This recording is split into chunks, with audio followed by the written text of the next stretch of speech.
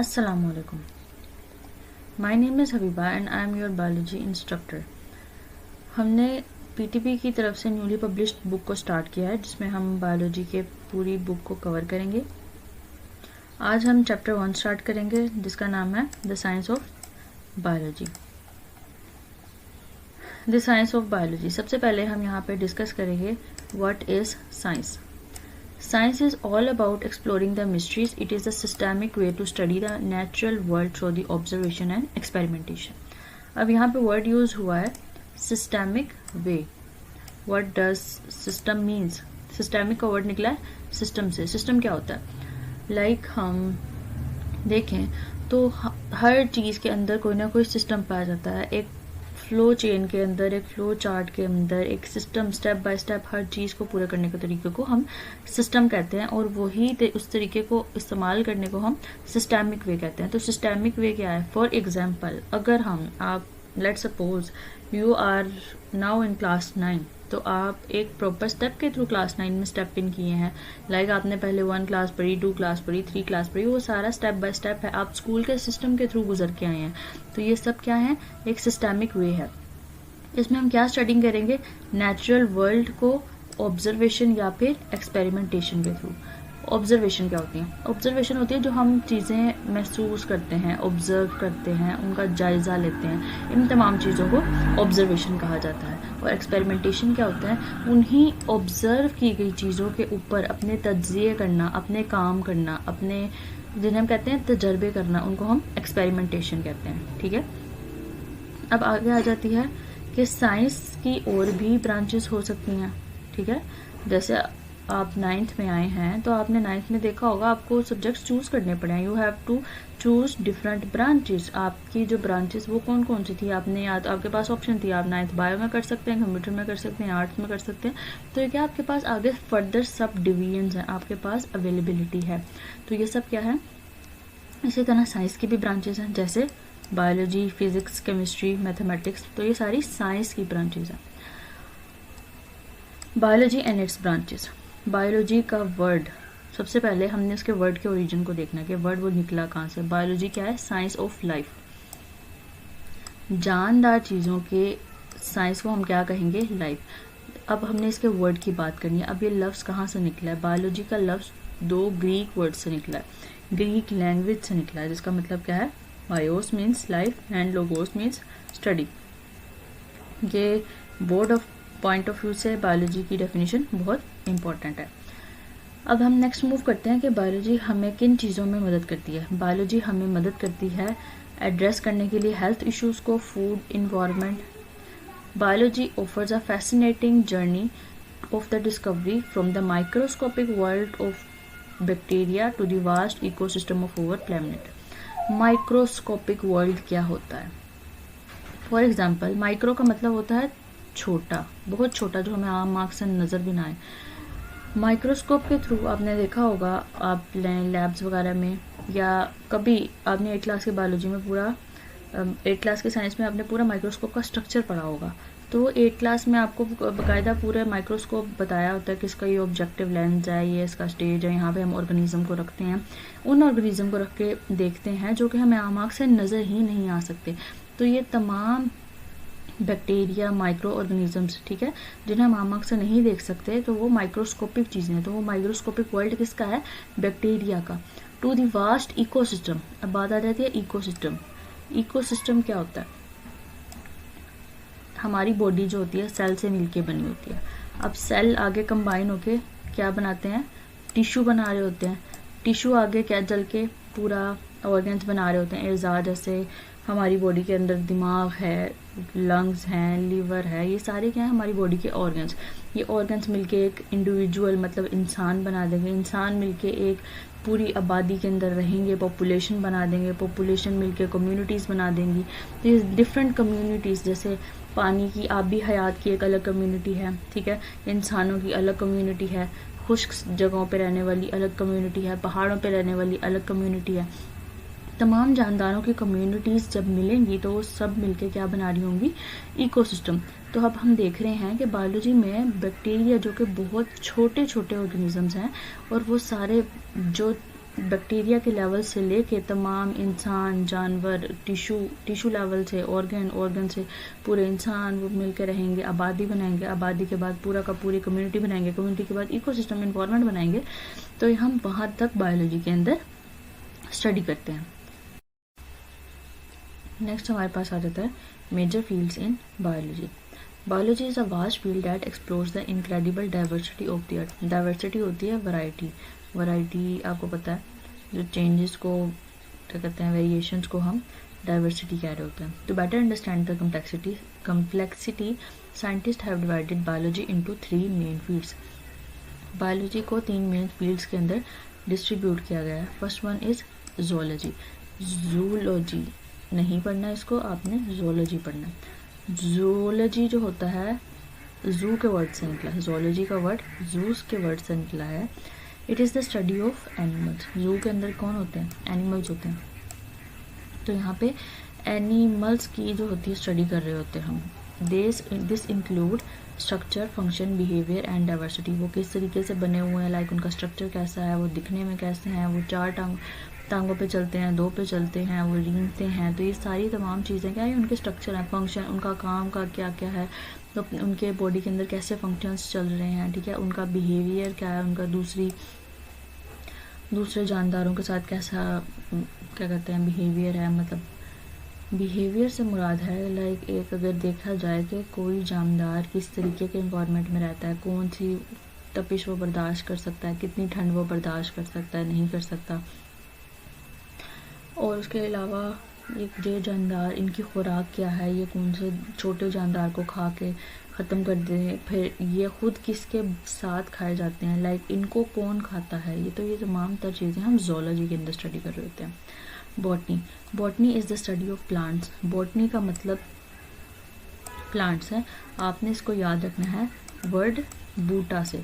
बूटा उर्दू का वर्ड है और बूटा को क्या कहते हैं, बूटा प्लांट्स के लिए वर्ड यूज होता है, पौधों को कहते हैं। तो बॉटनी में हम स्टडी कर रहे होते हैं प्लांट्स को, इंक्लूडिंग द स्ट्रक्चर, इसी तरह के वो किस तरह से बने हुए हैं, ये किस तरीके से इनकी ग्रोथ कैसे हो रही है, इनके अंदर रिप्रोडक्शन कैसे हो रही है, मतलब और फूल कैसे बन रहे हैं, तो वो मुरझा रहे हैं, उसकी जगह पे नई कली लग रही है, ठीक है। और उनके इन्वायरमेंट के साथ इंटरेक्शन, मतलब कि पोलन ग्रेन्स जनरेट कर रहे हैं, कोई खुशबू देते हैं, कोई नहीं देते हैं, कोई क्या कहते हैं, बहुत से क्या कहते हैं पौधे जो होते हैं वो फल वगैरह प्रोड्यूस कर रहे होते हैं, किसी में से हम गम वगैरह जो ग्लू वगैरह होती है वो ऑब्टेन कर रहे होते हैं। तो ये सारी क्या है, इन्वायरमेंट को ये तमाम चीज़ें कैसे सर्व कर रही हैं, इनका क्या इंटरेक्शन है, ये हम स्टडी करेंगे।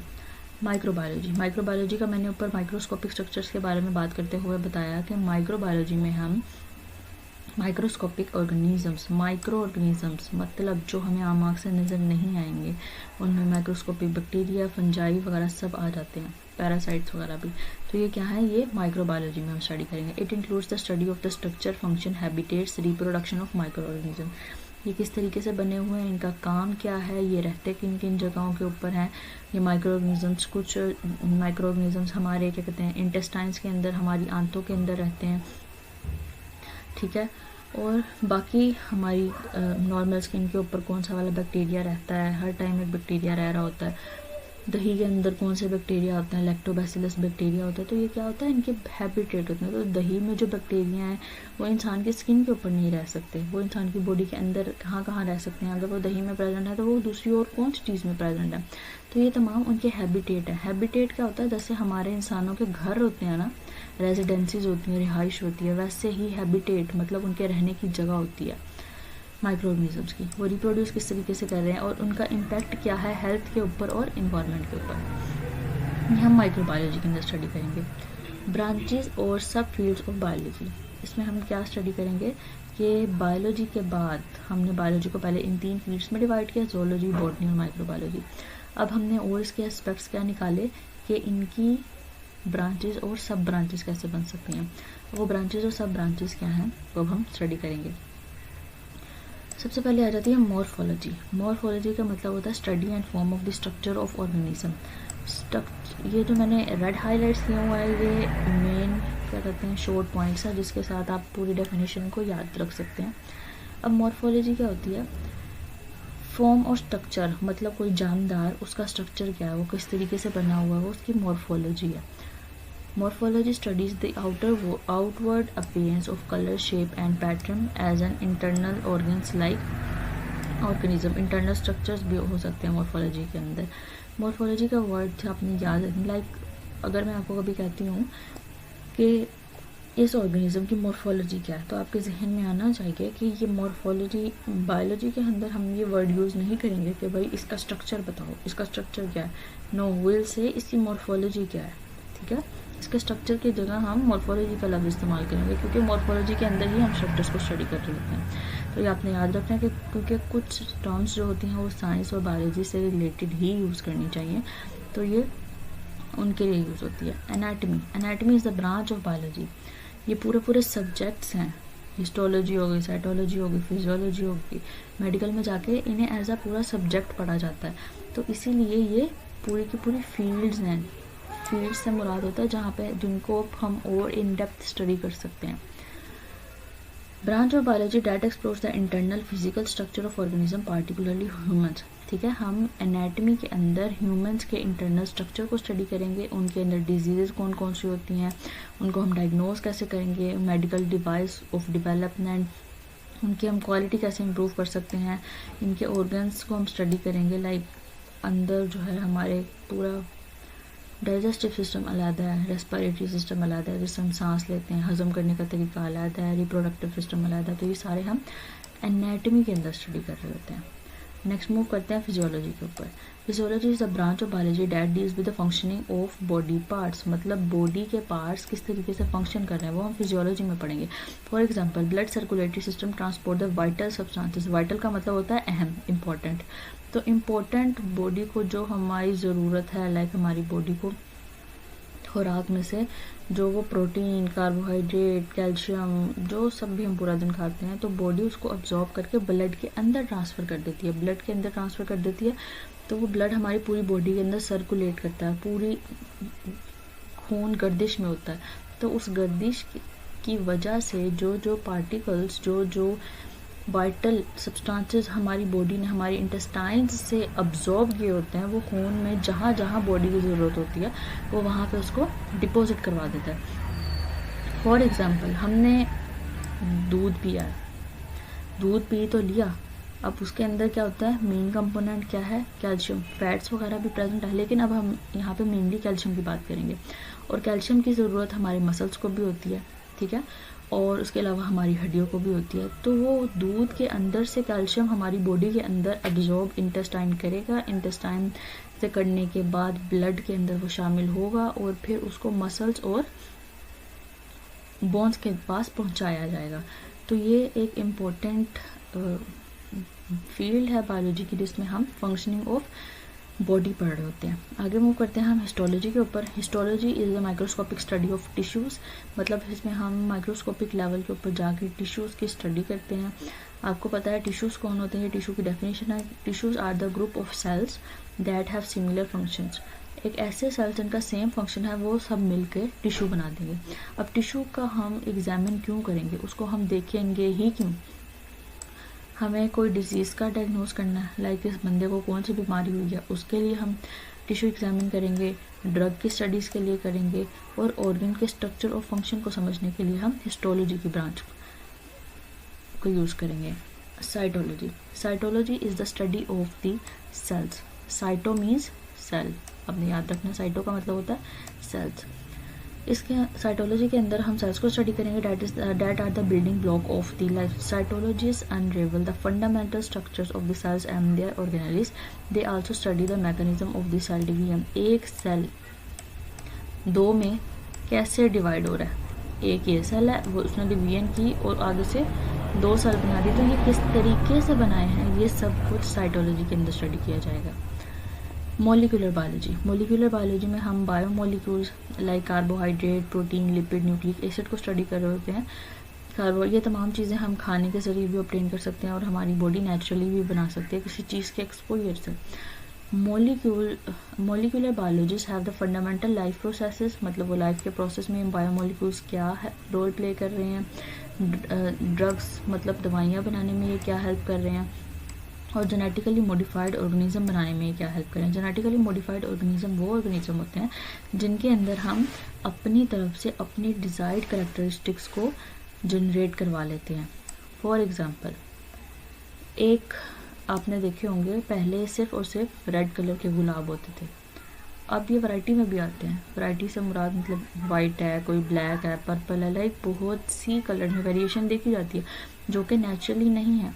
बायोलॉजिस्ट ने क्या किया कि उन ऑर्गेनिजम्स के जीन वगैरह को लेके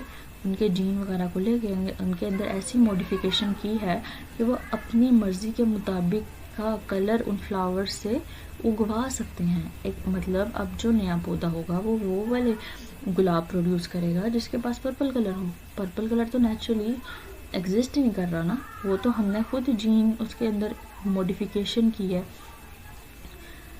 उसको इस तरीके से उगवाया, उसके जीन की डिलीशन की है, इंसर्शन की है। मतलब हमने कोई जीन या तो उसके अंदर से डिलीट कर दिया या फिर हमने उसके अंदर इंसर्ट करवा दिए, तो हमारे पास जेनेटिकली मॉडिफाइड ऑर्गेनिज्म बन रहे होंगे, मतलब हमारी मर्जी के ऑर्गेनिज्म बन रहे होंगे।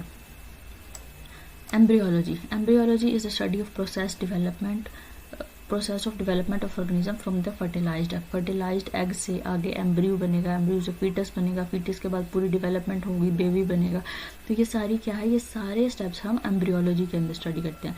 In this branch scientist study the tissue and the organ formation, identify birth defects and development of the medical treatments. ठीक है, इसमें क्या होगा, साइंटिस्ट टिश्यू और ऑर्गन किस तरीके से बन रहे हैं, लाइक एक एग से लेके फीटस बन रहा है, फीटस के बाद पूरा बेबी बन रहा है, तो वो जिस तरीके से बन रहा है उसके अंदर टिश्यूज़ किस तरीके से बन रहे हैं, पूरा का पूरा ऑर्गेनिज्म कैसे बन रहा है, और अगर पैदाइशी तौर पे कौन कौन सी बीमारियां हो सकती हैं उसको हम एम्ब्रियो लेवल पे ही स्टडी कर सकते हैं।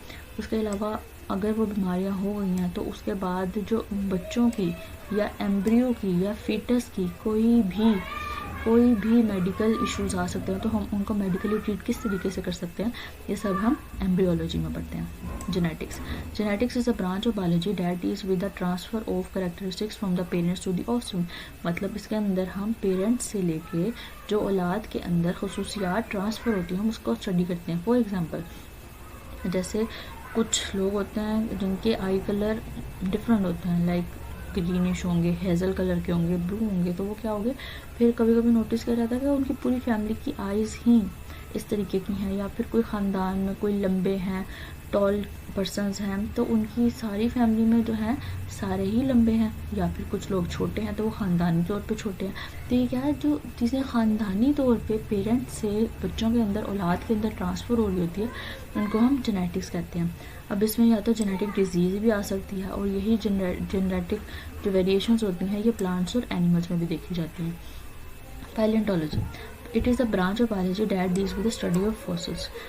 फॉसिल्स कौन होते हैं? फॉसिल्स होते हैं बकाया जात, जो कि प्लांट्स और एनिमल्स के रॉक्स, मतलब मिट्टी की तह लगने के बाद में जो तमाम तर ऑर्गेनिज्म के बकाया जात होते हैं वो ज़मीन के नीचे दब जाते हैं, उन्हें हम फॉसिल्स कहते हैं। जैसे कि डायनासोर पहले एग्जिस्ट करते थे, अब तो नहीं प्रेजेंट ना, तो ये डायनासोर जो होते हैं ये फॉसिल क्यों बन गए हैं, ये ज़मीन के नीचे क्यों चले गए हैं, मिलियन ऑफ ईयर्स को चले गए हैं, क्योंकि वो मरे, उनकी बॉडी ने फंक्शन करना छोड़ दिया।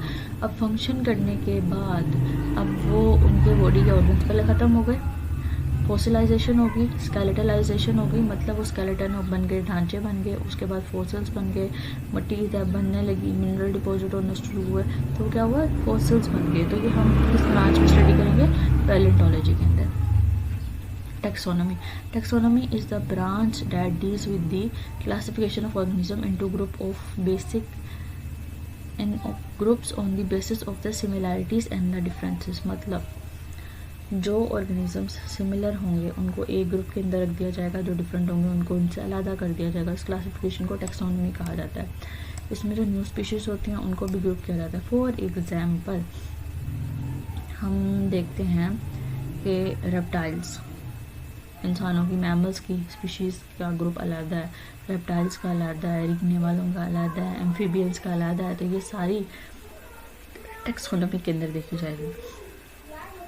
आगे हम बात करते हैं ecology. Ecology is a branch of biology that deals with the relationship between the organism and their environment. Ecology में हम रिलेशनशिप पढ़ते हैं ऑर्गेनिज्म का इन्वायरमेंट के साथ, मतलब वो ऑर्गेनिज्म जो जानदार है वो इन्वायरमेंट के साथ क्या कंट्रीब्यूशन शो कर रहा है। जैसे कि फूड चेन आपने देखी होगी, आपने फूड चेन पढ़ी भी होगी अपनी 8th क्लास के अंदर। पहले कोई कीड़ा मकोड़ा होता है, उसको एक छिपकली खा लेती है, छिपकली के बाद उसको खरगोश खा लेता है, खरगोश के बाद उसको कोई टाइगर या फिर लाइन वगैरह खा लेता है। तो ये क्या है, फूड चेन चल रही होती है। एक जो होता है जानदार वो खाया जाता है तो दूसरा उसको खा रहा होता है। तो ये सारे इंटरेक्शन वो किस तरीके से रहते हैं, उनको खुराक मिलती है नहीं मिलती है, वो कौन से टेम्परेचर पे रह रहे हैं, तो ये सारा जो है हम इकोलॉजी के अंदर स्टडी करेंगे। Marine biology. Marine biology is a branch of biology that deals with the study of life in the oceans. Ocean के अंदर मतलब लिविंग ऑर्गेनिजम्स को स्टडी करना। ओशंस के अंदर मतलब कि पानी के अंदर वो जानदार किस तरीके से रह रहे हैं, कौन कौन सी नई स्पीशीज़ हैं, वो कंजर्वेशन मतलब हम पानी को इस तरीके से पोल्यूट तो नहीं कर रहे कि वो ख़राब हो रही हैं, वो जानदार ज़िंदा ही नहीं रह पा रहे हैं। तो ये तमाम चीज़ें जो हैं हम मेराइन बायोलॉजी के अंदर पढ़ेंगे। For example coral reef support a wide variety of marine life. Coral reef जो होता है कैल्शियम कार्बोनेट की डिपोजिशन हुई होती है, मतलब कैल्शियम वहाँ से फिर हम कोरल रीफ से ही हम चॉक्स भी बनाते हैं। तो ये सारे क्या हैं, ये अंडर दी वाटर जो मामला चल रहे होते हैं, ये सारे हम मेराइन बायोलॉजी के अंदर स्टडी करते हैं। Pathology. Pathology is a study of diseases, their causes, affect. Pathology इनके कॉजेज़ क्या हैं उन डिजीज़ के, उनके अफेक्ट क्या हैं और वो डिसीज़ है खुद क्या। तो पैथोलॉजी में पैथोलॉजिस्ट उस डिजीज़ को डायग्नोज करेंगे, उसको रोकना कैसे है, उसका ट्रीटमेंट कैसे होगा। और अनकंट्रोल्ड डिवीजन, जैसे कि कैंसर हो गया किसी को, कैंसर में क्या होता है कि अनकंट्रोल्ड डिवीजन हो रही होती है, मतलब एक साथ इतना डिवाइड कर रहा है लाइक उसकी कोई हद नहीं है। जहाँ पे 1 से 2 बनने चाहिए वहाँ 1 से 10 बन रहे हैं। तो ये तमाम क्या है, कैंसर ही तो है। तो मतलब कोई भी बीमारी हो जाती है, वो क्यों हो रही है, उसकी वजह क्या है, उसको रोकना कैसे है। तो ये बीमारी हो रही है, कोई कैसे हो रही है, क्यों हो रही है, तो वो सारा हम पैथोलॉजी के अंदर स्टडी करेंगे। इम्यूनोलॉजी में क्या होता है, immunology is the branch in which we study the component of the immune system and the role against the diseases. मतलब आपने वर्ड सुना होगा कुव्वत मुदाफ़त। कुव्वत मुदाफ़त क्या होती है कि हमारी बॉडी के अंदर, हमारी बॉडी को अल्लाह ताला ने नेचुरली उस सिस्टम से नवाजा हुआ है कि वो सिस्टम जो होता है हमें बहुत सी बीमारियों से बचा रहा होता है। Immunologists study and develop the vaccines, treat the autoimmune disease and improve the immune responses to the infections। ठीक है, इम्यूनोलॉजी में हम अपने इम्यून सिस्टम को स्ट्रॉन्ग करने के लिए, उसके फंक्शंस को बेहतर बनाने के लिए हम उन स्टेप्स को फॉलो करके हम स्टडी कर रहे होते हैं। जैसे आपने सुना होगा कि दही खानी चाहिए, दही के जो बैक्टीरिया अंदर प्रेजेंट है वो इंसानी जिस्म के लिए बहुत ज़्यादा फ़ायदेमंद है। तो ये तमाम क्या है, हम अपनी बॉडी को फ़ायदा पहुंचा रहे होते हैं, उसका क़ुव्वत मुदाफ़त को बेहतर बना रहे होते हैं ताकि वो मुख्तलिफ बीमारियों से लड़ सके। आगे हम मूव करते हैं फार्माकोलॉजी के ऊपर। फार्मा का मतलब होता है ड्रग्स। फार्माकोलॉजी में हम ड्रग्स को स्टडी करते हैं, उनके इफेक्ट, साइड इफ़ेक्ट्स क्या हैं, उनके इफेक्ट्स क्या हैं। एक इफेक्ट होता है, एक होता है साइड इफेक्ट। मतलब कोई ड्रग हमने, कोई दवाई हमने ज़्यादा खा लिया तो उसका हमें फ़ायदा भी होगा और अगर हमने नुकसान होगा, और अगर हमने बहुत कम खाई है तो क्या होगा, उसका कोई अच्छा सा इफेक्ट नहीं आएगा। तो हम ये फार्माकोलॉजी के अंदर हम फ़ायदे और नुकसान दोनों स्टडी कर रहे होते हैं। This helps in the development of the new drugs, मतलब ये हमें नई अद्वियात बनाने के लिए भी मदद फराहम करता है। For example new antibiotics are developed that are used to kill the bacteria and treat the bacteria infection. Antibiotics का होता है, एंटी का मतलब होता है नो, मतलब किल करना, एंड बायोटिक्स जो होती हैं बैक्टीरिया। ठीक है, तो वो दवाइयाँ जो कि बैक्टीरिया के खिलाफ इस्तेमाल होती हैं, जो बैक्टीरिया को ख़त्म करने के लिए, मारने के लिए इस्तेमाल होती हैं, उन्हें हम एंटीबायोटिक्स कहते हैं। को एक थ्रू रिवीजन करवा देती हूँ इस चैप्टर की कि अभी हमने क्या पढ़ा है। हमने साइंस और बायोलॉजी का चैप्टर स्टार्ट किया, उसके अंदर हमने साइंस की डेफिनेशन पढ़ी है। वो क्या है, सिस्टमिक वे है, एक ऐसा सिस्टम है, चैनल है जिसके अंदर हम ऑब्जर्वेशन करके अपनी राय कायम करके अपनी तमाम तरह एक्सपेरिमेंटेशंस का काम करते हैं। इसके अंदर हमने पढ़ा कि साइंस जो होती है डिफरेंट ब्रांचेस में भी कन्वर्ट हुई है, जैसे कि मतलब उसको डिवाइड किया गया है, जैसे बायोलॉजी, फिजिक्स, केमिस्ट्री वगैरह। अब बायोलॉजी और का वर्ड की हमने डेफिनेशन पढ़ी कि ये साइंस और बायोलॉजी है। साइंस बायोलॉजी का वर्ड जो है वो जो साइंस ऑफ लाइफ है, ये बायोलॉजी का वर्ड 2 ग्रीक वर्ड से निकला है जिसका मतलब है बायोस और लोगोस। ठीक है, इसमें हम स्ट्रक्चर, फंक्शन और इंटरेक्शन को पढ़ते हैं। इसमें हम माइक्रोस्कोपिक ऑर्गेनिज्म से लेके इकोसिस्टम तक भी हम उन तमाम जर्नी को पूरा कर रहे होते हैं। अब इसकी मेजर फील्ड हमने पढ़ी, जोलॉजी जो कि एनिमल्स के लिए स्टडी को कहते हैं, बॉटनी जो कि प्लांट्स की स्टडी को कहते हैं, माइक्रोबायोलॉजी जो कि माइक्रो ऑर्गेनिज्म की स्टडी को कहते हैं।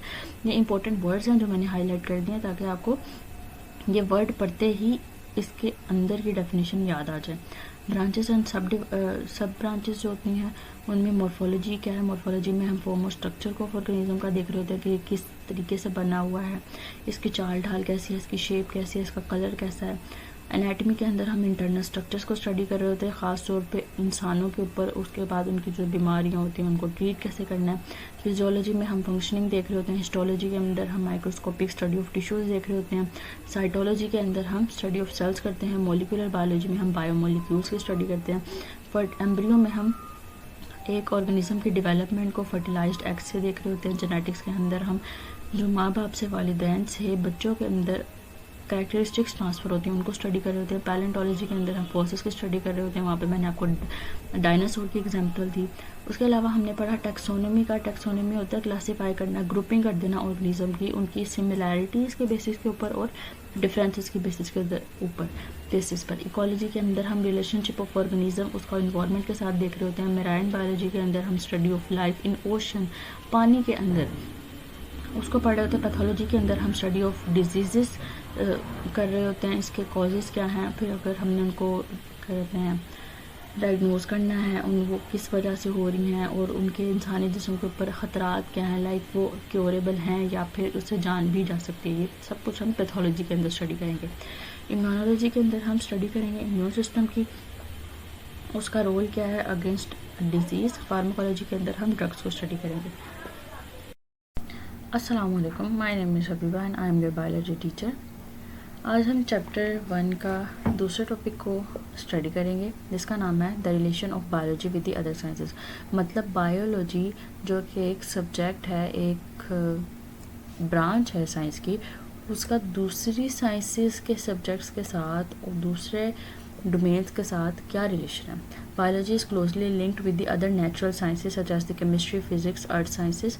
These connections help us to understand the life processes, environmental interactions and complexity of living organism. ये हमें हेल्प करती है प्रोसेसेस को समझने के लिए। वो प्रोसेसेस समझने के बाद उनका इंसान का दूसरे इन्वायरमेंट्स के साथ या उन सब्जेक्ट्स का दूसरे उन ऑब्जेक्ट्स का सब्जेक्ट्स का दूसरे इन्वायरमेंटल कंडीशंस के साथ क्या इंटरेक्शंस है, हम इसमें वो स्टडी करेंगे। सबसे पहले आ जाता है biochemistry. Biochemistry is the study of structure and the reaction of the different chemical substances present in living system. Living organisms के अंदर जो मुख्तलिफ़ किस्म के रिएक्शंस हो रहे हैं, ठीक है, उनको हम किस में स्टडी करेंगे, बायोकेमिस्ट्री में। यहाँ पे 2 वर्ड्स आ रहे हैं जैसे कि आप देख सकते हैं, bio and chemistry. These are 2 different fields और बायोकेमिस्ट्री के अंदर हम इन दोनों चीज़ों को मर्ज करके स्टडी करेंगे।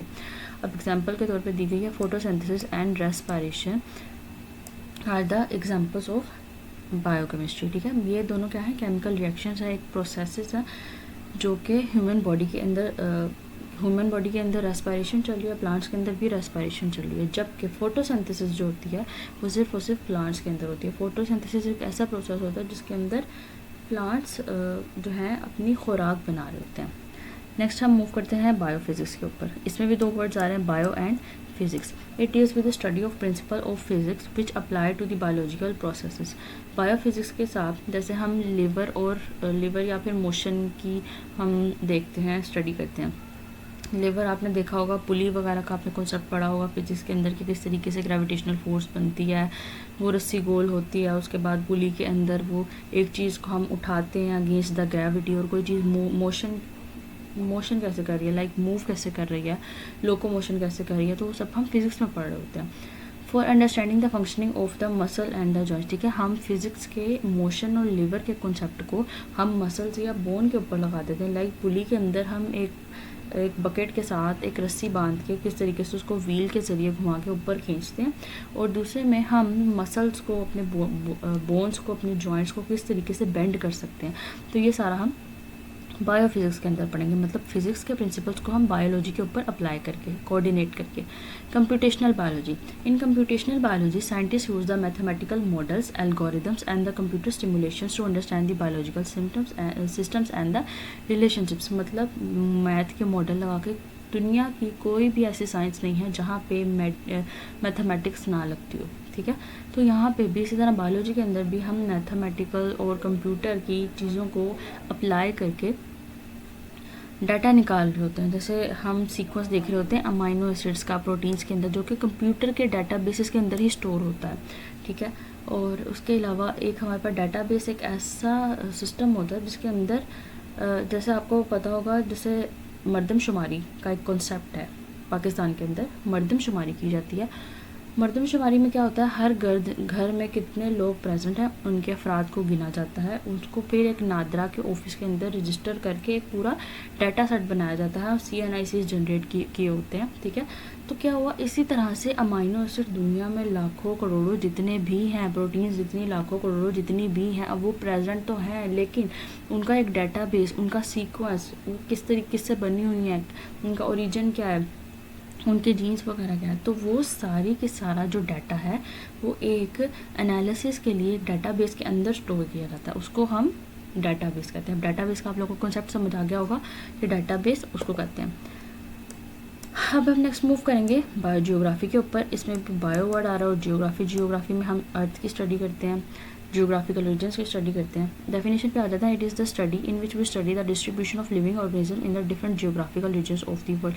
मतलब हम इसमें डिफरेंट जियोग्राफिकल रीजन्स कौन कौन से हैं, जैसे कुछ लोग कुछ स्पीशीज़ जो होती हैं आबी हयात होती हैं, पानी में रहती हैं, कुछ स्पीशीज़ जो होती हैं वो ज़मीन के ऊपर रहती हैं, खुशकी के ऊपर रहती हैं, कुछ जानदार जैसे कि पोलर बियर, पेंगुइन्स वगैरह ठंडे इलाकों में रहते हैं, पोलर एरियाज़ वगैरह में रहते हैं। तो ये क्या है, जियोग्राफिकल रीजन्स के लिहाज से लिविंग ऑर्गेनिजम्स पूरी दुनिया के मुख्तलिफ खित्तों के ऊपर डिस्ट्रीब्यूट हुए हुए हैं, उनको हम स्टडी करते हैं बायो जियोग्राफी के अंदर। Biostatistics, it deals with the principles of the statistics to analyse and interpret data related to living organism. Living organisms का ही डाटा, जैसे मैंने आपको बताया पहले, डाटाबेस के अंदर बायोलॉजिकल रिसर्च के लिए, हेल्थ केयर और पब्लिक हेल्थ के लिए हम उस डाटा को इकट्ठा करते हैं और उसको बस स्टडी करते हैं, एनालाइज करते हैं। जैसे फॉर एग्जाम्पल कोविड-19 आया, कोविड-19 आ तो गया, अब कौन से हॉस्पिटल में कितने मरीज़, आप हर रोज़ कोई ना कोई डेडलाइन देख रहे होते थे कि इस हॉस्पिटल में इतने कोरोना के मरीज़ पाए गए, इस हॉस्पिटल में। तो क्या हुआ, वो पहले काउंटिंग करेंगे, हॉस्पिटल्स के रजिस्टर्स के अंदर होंगी, फिर वो जाके स्टैटिस्टिकल इदारों के पास पहुंचेंगी जो कि इस पूरे पेंडेमिक को, इस पूरे एपिडेमिक को एक जगह पे फाइल कर रहे होंगे कि ये इस इलाके के अंदर इतने लोग पाए गए हैं। स्टैटिस्टिक्स का मतलब होता है, मतलब शुमार करना, ठीक है। इसमें हम वो सारे केसेस जो कि काउंटेबल होंगे उनका हमने एनालिसिस करना होगा, उनका हमने डाटा निकालना होगा रिलेटेड टू लिविंग ऑर्गेनिजम्स, हम बायोस्टैटिस्टिक्स के अंदर पढ़ेंगे। बायोटेक्नोलॉजी में क्या होता है, it deals with the study of the use of living organism, मतलब लिविंग ऑर्गेनिजम्स का इस्तेमाल करके हम एक ऐसे कंपोनेंट्स बना देते हैं जो कि बेनिफिशियल प्रोडक्ट्स होते हैं वेरियस फील्ड्स के अंदर इंसानों के लिए, मतलब हम इंसानियत के लिए ही लिविंग ऑर्गेनिजम्स का इस्तेमाल करके हम न्यू ऑर्गेनिजम्स, मतलब न्यू चीज़ें बना लेते हैं, इंक्लूडिंग हेल्थ केयर। वो हेल्थ केयर में भी इस्तेमाल हो सकती हैं, एग्रीकल्चर, खेती बाड़ी में, एनवायरनमेंट की मैनेजमेंट में। जैसे कि बायोलॉजिस्ट ने यूज़ किया इंसुलिन को, ठीक है, इंसुलिन प्रिपेयर की थी बैक्टीरिया को इस्तेमाल करके। तो ये क्या है, हम बैक्टीरिया, एक जानदार को ही इस्तेमाल करके एक इंसुलिन बना रहे हैं जो कि हम डायबिटिक पेशेंट्स को, मतलब जिन्हें शुगर होती है, उनको लगा रहे होते हैं। अच्छा, अब यहाँ पे हमारे पास फिगर आ जाती है जिसमें बताया गया है कि ये बायोलॉजी है, बायोलॉजी ये अलग-अलग से केमिस्ट्री, इकोनॉमिक्स, ये अलग फील्ड्स हैं। तो ये दोनों जब को रिलेट होती हैं तो एक न्यू फील्ड बनती है जो कि दोनों का इंटर रिलेशन होता है, biochemistry, bio economics, computational biology, biotechnology, biostatistics, biogeography, biophysics, मतलब हर चीज़ के अंदर बायोलॉजी का रोल बताया गया। हम नेक्स्ट मूव करते हैं बायो इकोनॉमिक्स के ऊपर। Bio economics is the study of organism from the economical point of view. Economy क्या होती है, मुईशत, पैसे का लेन देन, ठीक है। हम उसमें बायोलॉजी को इकोनॉमिक्स के साथ जोड़ के पढ़ते हैं। लाइक हमने कोई प्रोडक्शन करनी है क्रॉप्स की, अब हमने कोई प्रोडक्शन का नया तरीका तो ईजाद कर लिया, अब क्या वो कारआमद है, क्या वो हमारी कॉस्ट के अंदर रहता है, वो हमारी बजट फ्रेंडली है या नहीं, तो ये सब कुछ हम बायो इकोनॉमिक्स के अंदर स्टडी करते हैं। Assalamu alaikum. My name is Habiba and today our topic is careers in biology. मतलब हम बायोलॉजी को पढ़ने के बाद कौन कौन सी प्रोफेशनल फील्ड्स हैं जो कि हम ऑप्ट कर सकते हैं. First one is medicine and surgery. The profession medicine deals with the diagnosis and treatment of disease. इसमें हम डायग्नोज करेंगे किसी भी डिजीज़ को कि वो उसका कॉज क्या है, उसके बाद वो क्या क्या बॉडी के ऊपर इफेक्ट्स डाल रही है, कितनी फैटल है कितनी नहीं है. फैटल का मतलब होता है जानलेवा. पहले हम उसको डायग्नोज करेंगे, उसके बाद हम उसके ट्रीटमेंट की तरफ जाएंगे. In surgery the defective parts of the body are repaired. Surgery के अंदर डिफेक्टिव पार्ट्स मतलब जो ख़राब पार्ट्स होते हैं उनकी रिपेयर की जाती है, रिप्लेसमेंट की जाती है, रिमूवल किया जाता है. और जो रिप्लेस की जाते हैं बॉडी पार्ट्स उनको हम ट्रांसप्लांटेशन कहते हैं. ठीक है, रिप्लेस करके न्यू ऑर्गन्स लगा दिए जाते हैं. उसमें डोनर और रेसिपिएंट का बहुत बड़ा रोल होता है. For this profession students need a complete 5 year bachelor of the medicine, bachelor of surgery, MBBS degree. मतलब ये तमाम डायग्नोसिस, ट्रीटमेंट, सर्जरी वगैरह सब कुछ हम मेडिसिन एंड सर्जरी यानी कि MBBS के अंदर क्या कहते हैं स्टडी करते हैं. और ये एक क्या कहते हैं हाईली इमर्जिंग कैरियर है. Second is dentistry. डेंटिस्ट्री में हम पढ़ते हैं ओरल हेल्थ के बारे में. मतलब हमारे जो मुंह के अंदर दांत हैं, मसूड़े हैं, जुबान है, तो ये इन तमाम चीज़ों के डेंटल केयर, इनके ट्रीटमेंट या जो इनकी सर्जरीज वगैरह होती हैं वो हम डेंटिस्ट्री के अंदर स्टडी करते हैं. इसको पढ़ने के लिए 4 year बैचलर डिग्री प्रोग्राम होता है जिसे हम BDS का नाम देते हैं, bachelor of dental surgery degree. Third one is pharmacology. Pharmacology में आपको पहले भी मैंने फार्माकोलॉजी की ब्रांच में बताया था कि हम ड्रग्स के इफेक्ट और साइड इफ़ेक्ट्स को पढ़ रहे होते हैं और न्यू दवाइयाँ जो बन रही होती हैं उनको स्टडी कर रहे होते हैं. तो फार्माकोलॉजी में हम न्यू ड्रग्स के बारे में पढ़ेंगे, न्यू मेडिकेशंस के बारे में पढ़ेंगे, उनके इफेक्ट्स के बारे में पढ़ेंगे और वो बनती कैसे हैं. अब bachelor science BS degree in the pharmacy. ठीक है, BS डिग्री भी होती है फार्मेसी के, 2 साल की होती है. और उसके अलावा 2 साल का डिप्लोमा होता है, 4 साल की क्या कहते हैं पूरी एक डिग्री होती है. उसके अलावा जब डॉक्टर ऑफ फार्मेसी मतलब उसकी भी बाकायदा एक डिग्री बना दी गई है और उन प्रोफेशनल्स के साथ साथ भी फार्मासिस्ट के साथ साथ वो डॉक्टर कहलाते हैं. Fourth one is physiotherapist. It is a therapy that is used to restore movement and the physical function of the body that has impaired by the disease or surgery. Physiotherapy के अंदर हम body के function, body किस तरीके से function कर रही है, अगर वो डिजीज़ है तो उसको दवाइयों के बिना एक्सरसाइज और मोबिलिटी प्रोवाइड करके, मसाज वगैरह प्रोवाइड करके उसको हम कैसे ठीक कर सकते हैं, ये फिजियोथेरेपिस्ट का काम होता है. फिजियोथेरेपिस्ट फिजिकल एक्सरसाइज और फिजिकल मोडालिटीज़ करवाता है, मसाज वगैरह देता है to improve the patients physical movement.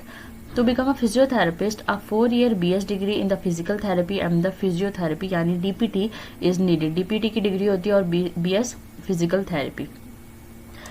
5 one is fisheries and the wildlife. Fisheries and wildlife departments also offer jobs for the biologists after the BS and master studies MS degree in zoology, fisheries and aquaculture.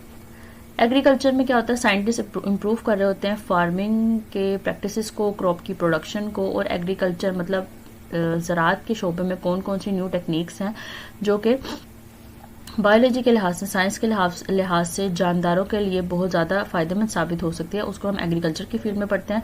इसके लिए भी 4 year BS agriculture का programme होता है. 7 is animal husbandry. इस field में हम breeding के बारे में पढ़ते हैं जिसमें एनिमल्स के ब्रीड के बारे में देखा जाता है कि वो कौन सी नस्ल के साथ ताल्लुक़ रखती है, आगे से उसके पास कौन से फ़वाइद हैं, कौन से नहीं हैं. Caring the life stock to improve their quality and the productivity. Life stock से मुराद कि हम जानदारों को जैसे कैटल, शीप वगैरह के हर्ड्स वगैरह होते हैं वहाँ पे उनकी प्रोडक्शन करवा रहे होते हैं, पोल्ट्री फार्म्स वगैरह होते हैं. तो ये सारे क्या होता है एनिमल हस्बेंड्री के अंडर आते हैं. तो इसमें जो स्टूडेंट्स पढ़ते हैं वो 4 year BS की डिग्री करते हैं एनिमल हस्बेंड्री के अंदर. 8th one is horticulture. Horticulturist जो होते हैं वो fruit, vegetable, flower and ornamental plants. Ornamental plants वो होते हैं जो कि लाइक हमें कोई फ्रूट वगैरह नहीं दे रहे होते, they are for decoration purposes. तो इसमें हॉर्टिकल्चरिस्ट जो होते हैं इन पौधों को कल्टीवेट करते हैं. इसके लिए भी 4 year BS डिग्री प्रोग्राम होता है, BS degree in horticulture. Forestry.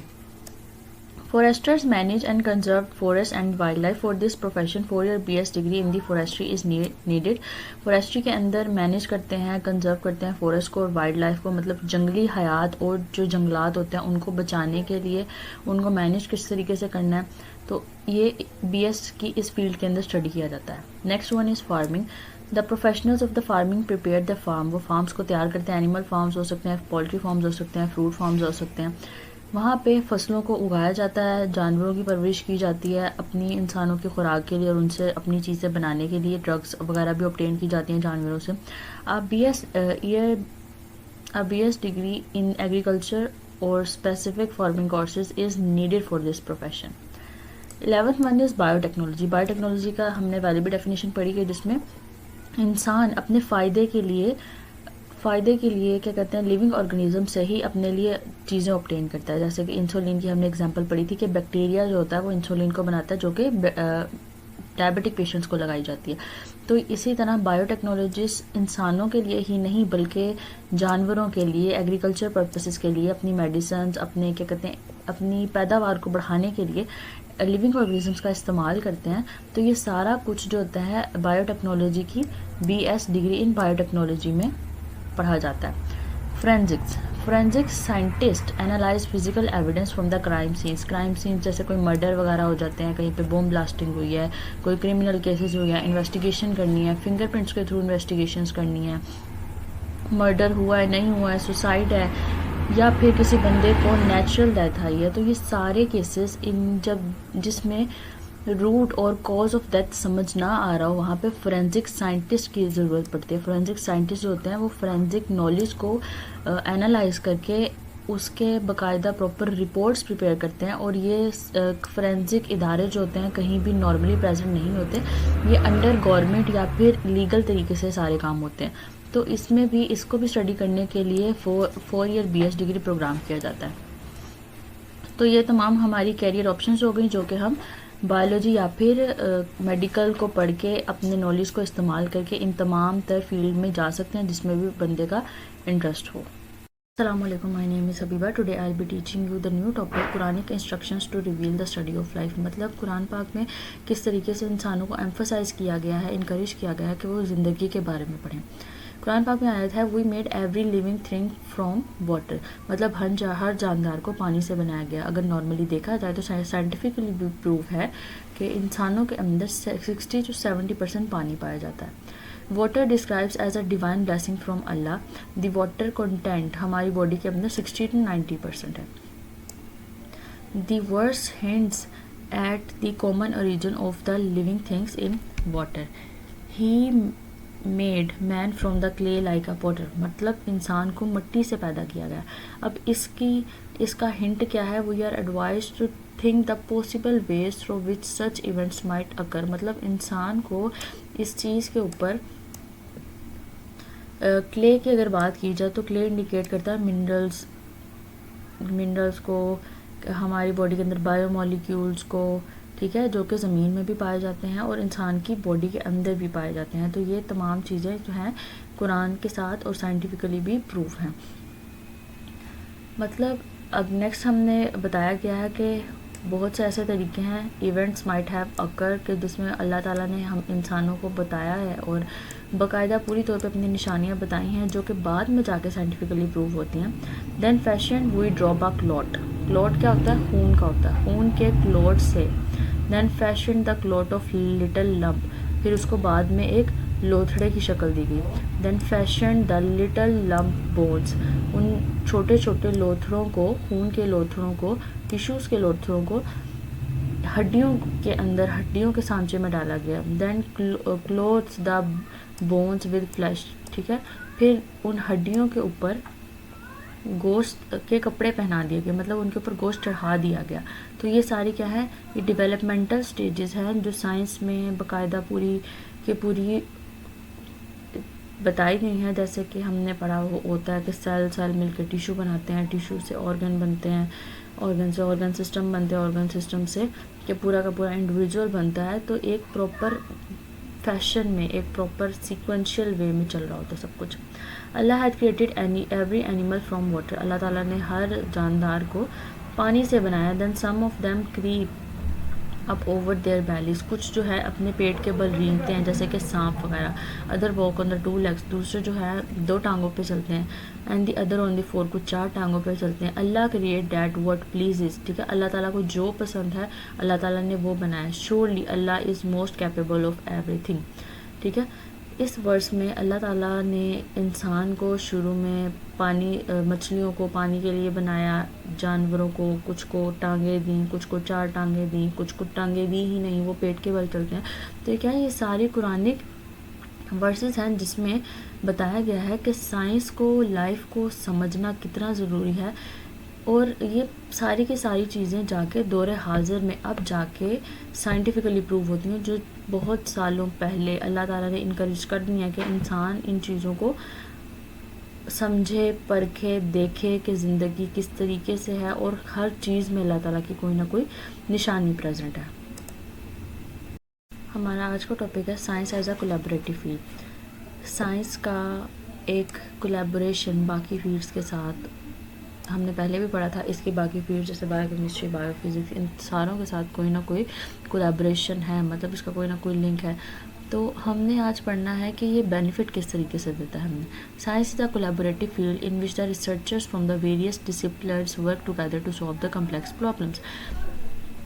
Researchers जो होते हैं डिफरेंट फील्ड से, केमिस्ट होते हैं, मैथमेटिशियंस होते हैं, ठीक है, फिजिशियंस वगैरह, ये सारे मिलके, फिजिशियंस कहते हैं डॉक्टर्स को, वो सारे मिलके रिसर्च कंडक्ट करके कैसे कम्प्लेक्स चीज़ों को इकट्ठे सॉल्व करते हैं, वो आज के हम टॉपिक में पढ़ेंगे।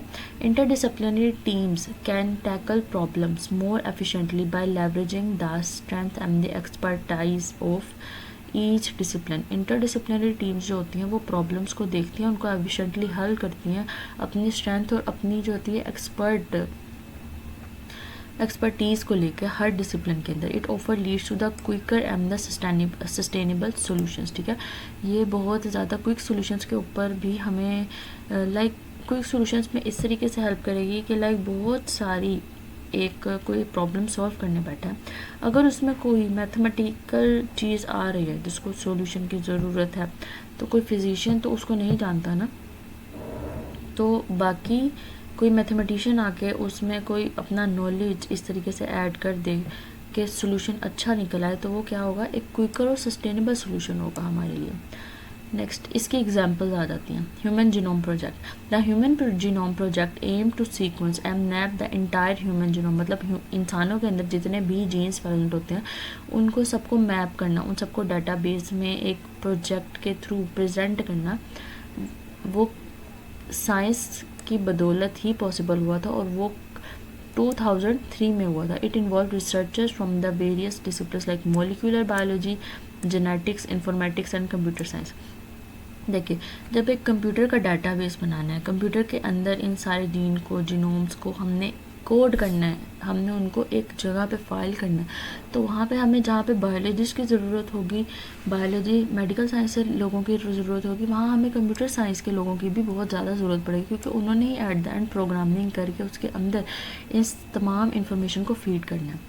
नेक्स्ट आ जाता है climatic change result. Climate change requires collaboration among many discipline such as atmosphere science, ecology, economics and sociology. Atmosphere का साइंस, पोल्यूशन कैसे कंट्रोल करनी है, इकोलॉजी कौन से एरिया के ऊपर, कौन सा जोग्राफिकल एरिया, इकोनॉमिक्स कितने, अगर हम ये वाला प्रोजेक्ट इस्तेमाल करते हैं पोल्यूशन को रोकने का तो हमारे कितना बजट लगेगा, और सोशियोलॉजी, और क्या ये चीज़ प्रैक्टिकल है या नहीं है आम इंसान के लिए। तो जब एक बड़ी प्रॉब्लम को टैकल करने के लिए इतने सारे प्रोसीजर्स के साथ देखना पड़ेगा, तो हमें दूसरे डिसिप्लिन के लोगों को, उनके एक्सपर्ट्स को भी कोलैबोरेट करने का कहना पड़ेगा। नेक्स्ट हम मूव करते हैं medical research. Medical research often depends on the interdisciplinary collaboration. For example cancer research involve oncologist. Cancer के रिजल्ट में हमें, ऑन्को का मतलब होता है कैंसरस, मतलब ऑन्कोलॉजिस्ट जो कि कैंसर कंसल्टेंट्स होते हैं उनकी ज़रूरत पड़ेगी, बायोलॉजिस्ट की ज़रूरत पड़ेगी, बायोकेमिस्ट की ज़रूरत पड़ेगी, जेनेटिसिस्ट की ज़रूरत पड़ेगी, फार्माकोलॉजिस्ट की ज़रूरत पड़ेगी, स्टैटिस्टिशियंस की ज़रूरत पड़ेगी। मतलब इन सारों ने, ऑन्कोलॉजिस्ट ने अपना कैंसर की कंसल्टीज पे वर्क करना, बायोलॉजिस्ट ने अपना बायोलॉजी का काम करना है, बायोकेमिस्ट ने केमिकल्स के जरिए, जेनेटिक्स ने उनको देखना है बैक एंड पे जाके कौन सा जीन रिस्पॉन्सिबल है, फार्माकोलॉजिस्ट ने उनकी ड्रग वगैरह देनी है, स्टैटिस्टिशियंस ने एक डेटाबेस तैयार करना है कि हमने ये चीज़ें अप्लाई की हैं, अब इसका क्या रिजल्ट आया और नेक्स्ट हमें फर्दर किस चीज़ पे मूव करना चाहिए। Robotics and artificial intelligence, the field of robotics and AI is highly interdisciplinary, it involves the computer science, engineering, mathematics and neuroscience and psychology, human brain, neuro science, brain के अंदर neurons present होते हैं उनकी science, उन पर psychologist जो कि human की साइकोलॉजी होता है, माइंडसेट होता है, उनको देख के इंजीनियर, मैथमेटिशियंस और कंप्यूटर साइंस के नॉलेज को मिक्स करके एक कोलैबोरेटिव environment बनाया जाता है। This collaboration has led to significant advancement in the robotic system, autonomous vehicles, machine learning and natural language processing. Space exploration. Organizations like NASA and International Space involve scientists from the various fields including astrophysics, planetary science, engineering, biology, medicine, मतलब एक blend बना दिया गया, एक mixture बना दिया गया है तमाम तर फील्ड्स का, जो कि आके अपना नॉलेज कंट्रीब्यूट करके साइंस, मेडिकल साइंस में भी हेल्प प्रोवाइड करते हैं। आज का हमारा टॉपिक है scientific method. Scientist take specific steps for doing scientific work और research, these steps are called scientific method. Scientist जो अपना काम, वर्क या रिसर्च करने के लिए या किसी प्रॉब्लम को सॉल्व करने के लिए जो भी मेथड अडॉप्ट करेंगे उसको साइंटिफिक मेथड कहेंगे। इसी तरह बायोलॉजिस्ट के केस में जो बायोलॉजिकल रिसर्च हो रही होती है उसमें जब प्रॉब्लम को कोई सॉल्व करने के लिए स्टेप्स को यूज़ किया जाता है उसको हम कहते हैं बायोलॉजिकल मेथड। अब आगे आ जाता है the following steps are involve in the scientific method. Scientific method में जो स्टेप्स आते हैं वो टोटल 6 है। इनका ऑर्डर बिल्कुल सेम रहना चाहिए, लाइक इनका ऑर्डर 1 2 3 4 5 6 ही रहना चाहिए। ऐसा नहीं है क्या रिकॉग्निशन नहीं हुई है पहले हम हाइपोथेसिस ले आए, हाइपोथेसिस के बाद ही हम फौरन से रिजल्ट ले आए, ऐसा नहीं हो सकता। तो सबसे पहला स्टेप आता है recognition of a scientific problem. सबसे पहले हम रिकॉग्नाइज करेंगे कि हमें साइंटिफिक प्रॉब्लम असल में है क्या, उसके बाद हम उस प्रॉब्लम को ऑब्जर्व करेंगे, उसके बाद उसके ऊपर हाइपोथेसिस मतलब एक मफरूज़ा बनाया जाएगा, एक ख्याली तौर पे स्टेटमेंट बनाई जाएगी, उसके बाद deduction, experimentation and then result.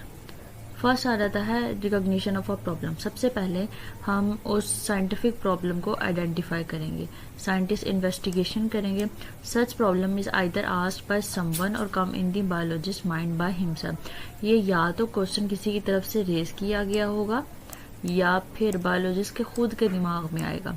For example, biologists noticed that the plant in the area are growing taller than the usual. Biologist जो होते हैं उनके दिमाग में ख्याल आता है कि जो प्लांट हैं कुछ स्पेसिफिक इलाके के अंदर बहुत ज़्यादा लंबे उग रहे हैं। वो साइंटिफिक प्रॉब्लम एक डेवलप कर लेगा ये सोचने के लिए what factors are responsible for the increase growth of these plants, मतलब ये कौन से फैक्टर हैं, कौन से ऐसे अवामिल हैं, कौन से ऐसे जीन्स प्रेजेंट हैं कि उस प्लांट के पास कि ये इतने ज़्यादा हाइट में या टॉलनेस में इंक्रीज हो रही है, इनकी ग्रोथ इंक्रीज हो रही है। तो this problem becomes a starting point for the scientific inquiry.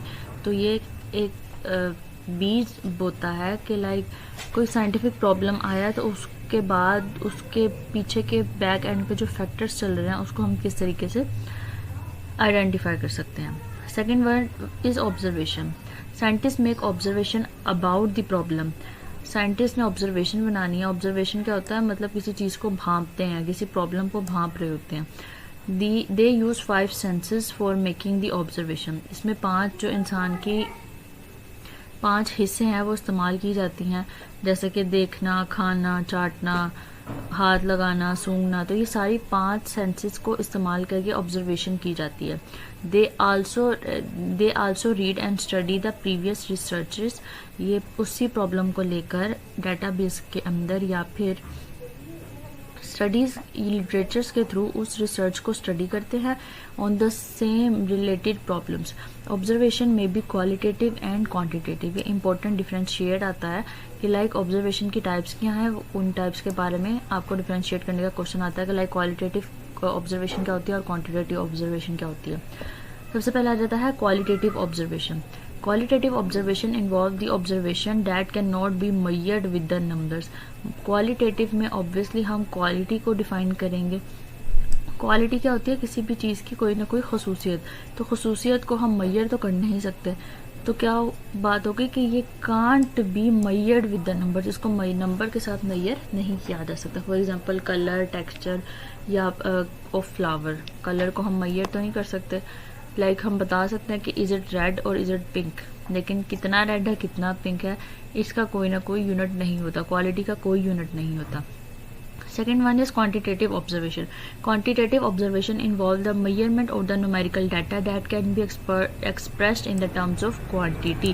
ठीक है, ये एक numerical data होता है, मतलब इसको हम numbers के अंदर express कर सकते हैं quantitative observation को. For example, the number of the birds in the tree. Tree के ऊपर कितने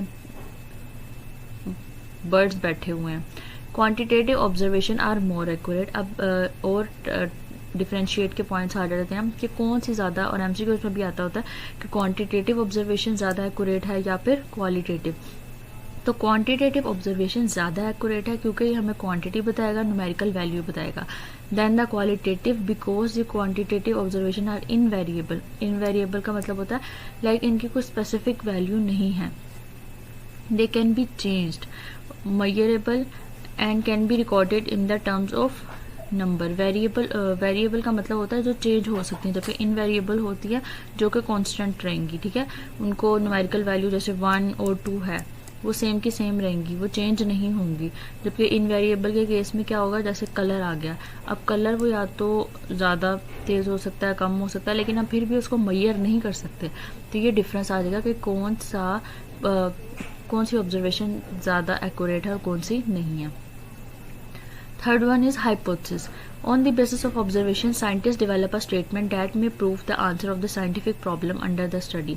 Such tentative answer of the scientific problem is called hypothesis. मतलब जो फर्जी, जो वक्ती तौर पे बनाया गया साइंटिफिक प्रॉब्लम को सॉल्व करने के लिए एक आंसर होता है। आपने याद रखना, ये वर्ड लाजमी तौर पे यूज़ करना है, टेंटेटिव आंसर। मतलब एक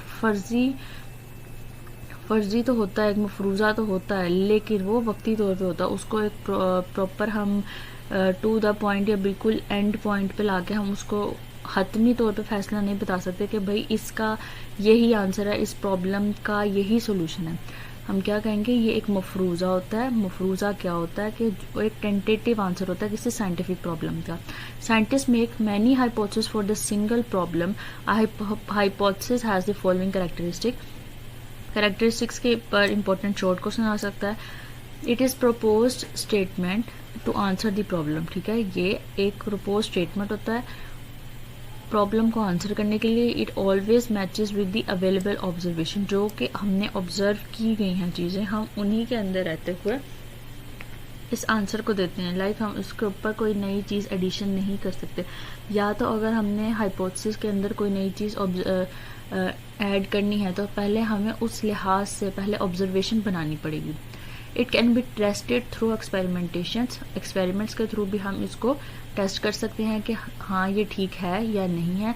there is always a way to disprove the hypothesis. यहाँ पे हाइपोथेसिस को रिजेक्ट करने का या उससे मुत्तफिक ना होने का एक रास्ता लाजमी तौर पे होता है। Deduction.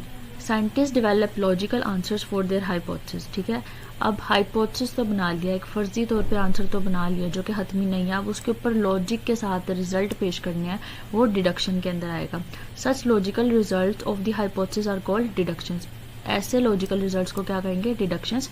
Usually deductions follow the pattern of if and then. बहुत इंपॉर्टेंट एमसीक्यूज भी और शॉर्ट क्वेश्चन भी है कि इफ एंड देन किसके अंदर यूज होता है, डिडक्शन के अंदर यूज होता है। Scientist assume if the hypothesis it's true then what might be the result.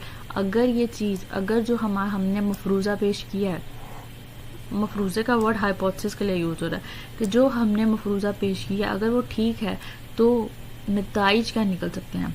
For example, hypothesis है कि leaf discoloration and stunt growth, मतलब पत्तों का जो कलर फेड हो जाता है, जैसे अगर वो ग्रीन है तो वो येलो हो जाता है ऑटम के सीजन के अंदर, एंड स्टंट ग्रोथ, और उनकी ग्रोथ कम हो रही है इन अ प्लांट, किसी प्लांट के अंदर, तो are caused by the deficiency of iron in the soil. तो किसकी कमी है, आयरन की कमी है। एक ही हाइपोथेसिस हो गई। डिडक्शन क्या हुई, if the iron deficiency is causing the symptoms, then adding iron to the soil will improve the color of the leaves and promote the plant growth. अगर आयरन की कमी इन तमाम इलामात को पेश कर रही है तो हम अगर मिट्टी के अंदर आयरन डाल देंगे, मतलब फर्टिलाइजर्स के थ्रू आयरन डाल देंगे, तो कलर ऑफ लीव्स और जो प्लांट की ग्रोथ है वो भी इम्प्रूव होगी. आगे आ जाता है experiments. It is the most basic step of the scientific method. Scientist perform the experiments to test all the hypothesis. मतलब साइंटिस्ट होते हैं हाइपोथेसिस की बेसिस के ऊपर एक्सपेरिमेंट करते हैं. In a successful experiment one hypothesis is proved correct. Successful experiment के अंदर एक हाइपोथेसिस जो होता है वो करेक्ट प्रूव हो जाती है and alternate hypothesis are proved incorrect. The incorrect hypothesis are rejected. जो इनकरेक्ट हाइपोथेसिस होते हैं उन्हें हम रिजेक्ट कर देते हैं and proved one is accepted. Scientist make new deductions from the accepted hypothesis. उसके बाद वो इफ़ एंड देन की लॉजिक्स जो बना रहे होते हैं वो प्रूव्ड वन के बाद बना रहे होते हैं, जो कि एक्सेप्टेड हाइपोथेसिस होती हैं उनकी बेसिस के ऊपर बना रहे होते हैं. Then they perform the further experiments and confirm the correctness of the hypothesis. ये क्या करते हैं, एक्सपेरिमेंट के कंफर्म होने के ऊपर फर्दर प्रोसीजर्स के ऊपर काम करते हैं. अब दो डेफिनेशंस आ जाती हैं, दो कॉन्सेप्ट्स आ जाते हैं. एक होता है एक्सपेरिमेंटल ग्रुप और एक होता है control group. When the scientist do experiments they arrange two setting. Scientist ने जब एक्सपेरिमेंट करना है तो उन्होंने दो तरह के ग्रुप बना लेने हैं. एक होता है एक्सपेरिमेंटल ग्रुप और एक होता है control group. For example, you want to do an experiment to test the necessity of the carbon dioxide for the photosynthesis. You will arrange two similar plants. दो तरह के ही प्लांट लिए जाएंगे. एक को कार्बन डाइऑक्साइड प्रोवाइड की जाएगी जिसको हम क्या नाम देंगे, कंट्रोल ग्रुप का, और दूसरे को कार्बन डाइऑक्साइड प्रोवाइड नहीं की जाएगी, उसका नाम देंगे हम एक्सपेरिमेंटल ग्रुप का. The necessity of the carbon dioxide will be proved when the photosynthesis does not occur in the experimental group. जब photosynthesis experimental group के अंदर नहीं होगी जबकि कंट्रोल ग्रुप के अंदर होगी तो वो ये चीज़ डिफरेंस बताएगी कि कौन सा जो हमारा पॉइंट था लाइक एक्सपेरिमेंटेशंस का कि कौन सी चीज़ सही तरीके से प्रूव हो रही है और कौन सी नहीं हो रही. जहाँ पे हमने कार्बन डाइऑक्साइड की अवेलेबिलिटी को देखना था कि कार्बन डाइऑक्साइड अवेलेबल होगी तो प्लांट फोटोसिंथेसिस करता है या नहीं, तो ये हम दो, एक को प्रोवाइड करके और एक को ना प्रोवाइड करके जज करेंगे. Next one is results. Results कैसे बनाए जाते हैं. Scientist gather the data from the experiments. Scientist ने डाटा गैदर करना है एक्सपेरिमेंट्स के. They use the statistical analysis and graph. वो न्यूमेरिकल वैल्यूज़ में अपने फॉर्मूलाज में ग्राफ्स वगैरह की सूरत में रिजल्ट को पेश करेंगे टू समराइज द रिजल्ट को समराइज करने के लिए. Scientist also include a list of all the references in the summary to acknowledge the sources of the information. Scientist जो होते हैं अपना काम करते हुए जहाँ से भी कोई चीज़ पिक कर रहे होते हैं अपनी स्टडी के दौरान, अपने एक्सपेरिमेंट के दौरान, तो वो उन रेफरेंसेस को भी उसकी समरी के अंदर ऐड करते हैं. Scientist publish there findings in the scientific journals and books. ठीक है, साइंटिस्ट जो होते हैं साइंटिफिक जर्नल्स और बुक्स जो होते हैं उनके अंदर अपनी ये चीज़ें पब्लिश करते हैं. They also share their findings with the other scientist. अपने दूसरे साइंटिस्ट के साथ भी उसको शेयर करते हैं. For this purpose they create a scientific report and give the presentation. किसमें, national and international meetings and seminars. मतलब वो अपने इस पूरे साइंटिफिक प्रॉब्लम को ऑब्जर्वेशन से लेके रिजल्ट तक रिकॉग्नाइज करने के बाद ऑब्जर्वेशन के बाद हाइपोथेसिस के बाद डिडक्शन के बाद अपने एक्सपेरिमेंट के बाद रिजल्ट देने तक के पूरे प्रोसीजर को पहले तो वो जर्नल्स वगैरह के अंदर पब्लिश करते हैं, बुक्स वगैरह के अंदर. उसके बाद उसको नेशनल इंटरनेशनल मीटिंग्स और सेमिनार के अंदर प्रेजेंट करते हैं. अस्सलाम डियर स्टूडेंट्स, मैं आप लोगों की न्यू बायोलॉजी इंस्ट्रक्टर हूँ. मेरा नाम आयशा है. आप लोग जो अपना फर्स्ट चैप्टर जो आप लोगों का कंटिन्यू था, स्टार्ट था द साइंस ऑफ बायोलॉजी, उसको मैं आगे से कंटिन्यू कर रही हूँ. उसका टॉपिक हमारा है थ्योरी एंड लॉ प्रिंसिपल. ठीक है, थ्योरी एंड लॉ प्रिंसिपल्स हमारे पास उस वक्त आते हैं जब हमारा कोई भी एक एक्सपेरिमेंट हो या फिर हमारी कोई भी एक ऑब्जर्वेशन हो, जो हमने चीज़ ऑब्ज़र्व की, जिसके ऊपर हमने जो हाइपोथेसिस बनाई थी, अपना जो मफरूज़ा पेश किया था, उसके ऊपर जो हम मज़ीद एक्सपेरिमेंट्स वगैरह करके जो हमारे पास रिज़ल्ट्स में जिनका आंसर सही आता है, जो हमारे लिए रिज़ल्ट्स जिनका बिल्कुल साइंटिफिक रिपोर्ट्स के हिसाब से आता है, तो वो हमारे लिए एक थ्योरी बन जाती है या फिर लॉ बन जाता है, जिसको हम आगे जाकर पेश करते हैं. ठीक है, यहाँ पर जैसे लिखा हुआ है when experiments prove a hypothesis correct scientist use such hypothesis for making further hypothesis. When new hypotheses are again proved by experiments, the original hypothesis becomes a theory. A theory is supported by extensive evidence and is repeatedly validated by multiple researchers. For example, the theory of evolution explains how a species change over time through natural selection. जैसे कि हम लोग जो कोई भी एक experiment करते हैं अपने किसी भी एक मफरूज़े को सही साबित करने के लिए, अगर हम कोई भी हमारे पास कोई भी एक मफरूज़ा है, हम उसको सही प्रूफ करना चाहते हैं तो हम उसके लिए एक एक्सपेरिमेंट करेंगे। जब हमारा एक्सपेरिमेंट सही आएगा तो उससे हमारा मफरूज़ा जो है वो सही साबित हो जाएगा। वो मफरूज़ा जब हमारा बिल्कुल सही होगा तो जो हमारा ओरिजिनल जो असली मफरूज़ा होगा हम उसको अपनी थ्योरी बनाकर पेश करेंगे आगे। एज एन एग्जांपल हमें यहाँ पर जो थ्योरी ऑफ एवोल्यूशन दी गई है वो थ्योरी जो मेंडल्स ने दी थी या और हार्डी वेनबर्ग ने दी थी थ्योरी, उसके ऊपर हमारे पास जो थ्योरी ऑफ एवोल्यूशन है जिसके अंदर स्पीशीज़ बताते हैं कि हमारे पास स्पीशीज़ अपनी जो नेचुरल सेलेक्शंस हैं उसके थ्रू कैसी अपनी चेंजेस करते हैं। Scientists keep on testing the theories by doing experiments. They try their best to disprove the theory. If a theory is proved again and again by experiments, it becomes a law or principle. A scientific law is a uniform or constant fact of nature. The examples of biological laws are Hardy-Weinberg and the law and Mendel's law of inheritance. जिसके हमारे पास जो scientist हैं वो जो अपने theories दे रहे होते हैं उनको जो टेस्ट कर रहे होते हैं एक्सपेरिमेंट्स के ज़रिए, जितनी भी उनकी थ्योरीज़ आती हैं वो एक्सपेरिमेंट्स के ज़रिए उनको पहले प्रूव करते हैं, उसके बाद अपनी थ्योरीज़ को आगे पेश करते हैं। वो उनकी एक्सपेरिमेंट्स जो है वो अपनी हाइपोथेसिस पेश करते हैं, हाइपोथेसिस करते हैं, उसके बाद अपनी एक्सपेरिमेंट्स वगैरह करेंगे। एक्सपेरिमेंट्स करने के बाद उनकी एक न्यू थ्योरी आएगी। ठीक है, जैसे कि यहाँ पर हमारे पास एग्जांपल दी हुई है, हार्डी वेनबर्ग की थ्योरी हो गई, उनके लॉज हो गए, लॉ ऑफ इनहेरिटेंस हमारे पास हो गया। एंड देन इसके बाद हमारे पास टॉपिक है malaria and example of biological method. जैसे कि आप लोगों ने जो बायोलॉजिकल मेथड ऊपर पढ़ा था उसके अंदर एग्जांपल हमें दी हुई है एक मलेरिया की। मलेरिया क्या होता है? मलेरिया जो हमारे पास एक कॉमन डिजीज़ है, बहुत सारे कंट्रीज़ में होता है, इंक्लूडिंग पाकिस्तान में भी होता है। एज ए बायोलॉजिस्ट हमें पता होना चाहिए कि बायोलॉजिकल प्रॉब्लम जो हमारे पास मलेरिया कंसर्न हो रही है हम उसको किस तरीके से सॉल्व करेंगे। जिसके यहाँ पर हमारे पास है biological problem one, what is the cause of malaria. Malaria का कोज़ क्या है, मलेरिया किस चीज़ की वजह से होता है। तो सबसे पहले हम उसको ऑब्ज़र्व करेंगे। हमारे पास जितनी भी डिफरेंट चीज़ें हैं हम उनको ऑब्ज़र्व करेंगे कि कहाँ से किस तरीके से मलेरिया होता है। ठीक है, पहले the disease was known to physicians of the ancient times more than 2000 years ago. In the last part of 19th century there were 4 major observations about malaria. Malaria के ऊपर 4 ऑब्जर्वेशंस की गई थी। ठीक है, malaria and marshy areas have same relation. Quinine is an effective drug for treating malaria. Drinking the water of marshy areas does not cause malaria. Plasmodium was seen in the blood of malarial patients. Malaria जो है, malaria और जो marshy areas हैं उनका जो relation है वो same है। ठीक है, एक इफेक्ट ड्रग है जो मलेरिया को ट्रीट करने के लिए यूज़ होता है, वो इफ़ेक्टिव ड्रग के उन लोगों ने कहा कि ये इफ़ेक्टिव ड्रग है जो मलेरिया को ट्रीट करने के लिए यूज़ किया जाता है। और जो पानी है वो मार्शी एरियाज़ का जो पानी नहीं पिएंगे तो उससे मलेरिया नहीं होगा। ठीक है, और जो मलेरियल जो पेशेंट्स थे, जिन पेशेंट्स को मलेरिया था उनके ब्लड के अंदर जैसे प्लाज्मोडियम्स थे।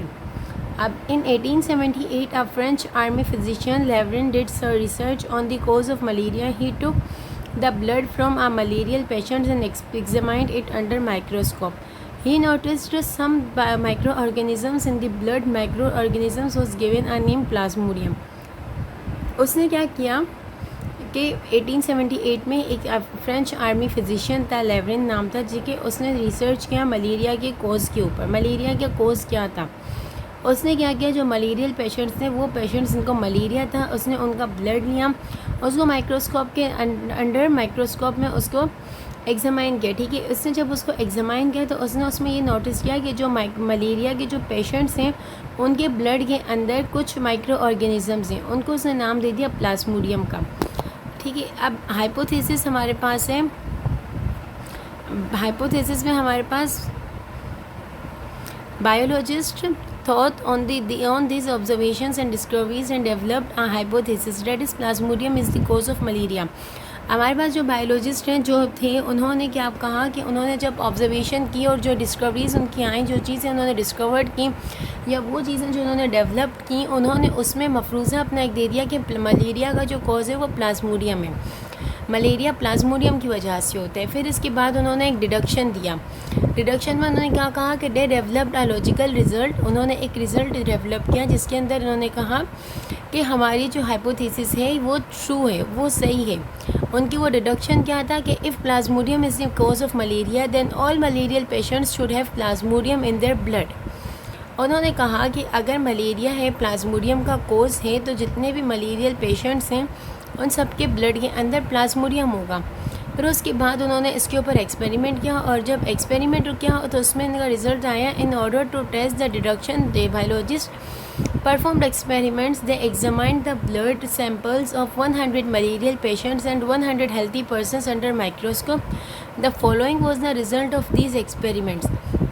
उन्होंने क्या किया कि इनका जो डिडक्शन उन्होंने दिया, उन्होंने जो डिडक्ट की थी चीज़, उन्होंने उसमें बताया कि जो एक्सपेरिमेंट्स के थ्रू उन्होंने बताया कि जो उन्होंने हाइपोथेसिस जो दी थी कि malaria is the cause, Plasmodium is the cause of malaria, उसको इन्होंने एग्जामाइन किया। कैसे एग्जामाइन किया? उन्होंने जो ब्लड सैंपल्स लिए थे 100 मलेरियल पेशेंट्स के लिए थे और 100 हेल्थी पर्सनस के लिए थे, उनको एग्जामाइन किया माइक्रोस्कोप में।